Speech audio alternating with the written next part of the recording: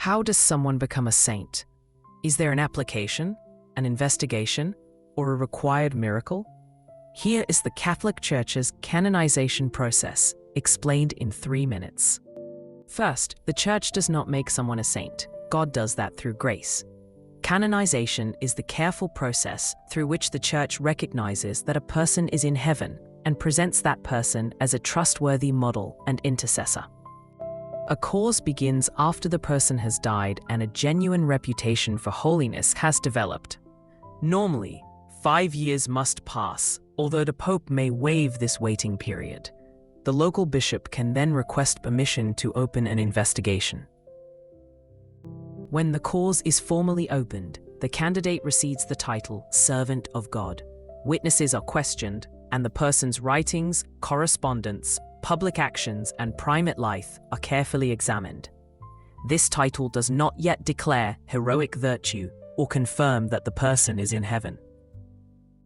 The evidence gathered by the diocese is sealed and sent to the dicastery for the causes of saints in Rome.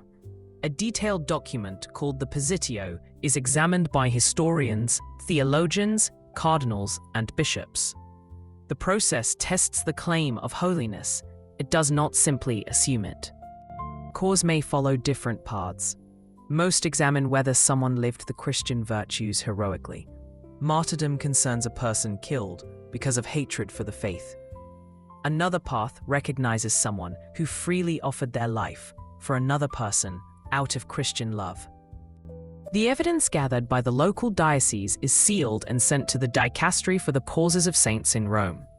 A detailed document called the Positio presents the candidate's life, virtues, and reputation for holiness.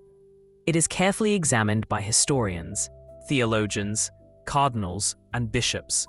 The process tests the evidence. It does not simply assume that the person was a saint. If the Pope recognizes heroic virtue or an approved offering of life, the candidate may be called venerable. This means that the Church recognizes an exceptional Christian witness. It is not beatification or canonization, and public veneration remains limited.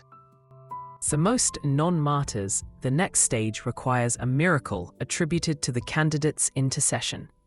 Medical experts investigate whether a healing has an adequate scientific explanation. Theologians examine its connection to prayer, and the Pope gets the final approval. God performs the miracle. The Church investigates the claim. After the required approval, the candidate may be beatified and called blessed. Beatification permits public veneration within designated places or communities. One miracle is normally required, although martyrs do not usually require a miracle for beatification. For canonization, another miracle occurring after beatification is normally required. This new case undergoes the same careful, medical, theological, and ecclesial investigation. The requirement helps distinguish lasting devotion from enthusiasm surrounding one event or moment. Finally, the Pope solemnly canonizes the Blessed. The person's name is entered among the saints, and public veneration is authorized throughout the Universal Church. Canonization does not cause the person to enter heaven. It formally recognizes that the person is already there. Remember the sequence. Servant of God means the cause has been formally opened.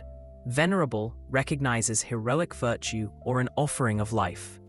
Blessed follows beatification, and saint follows canonization.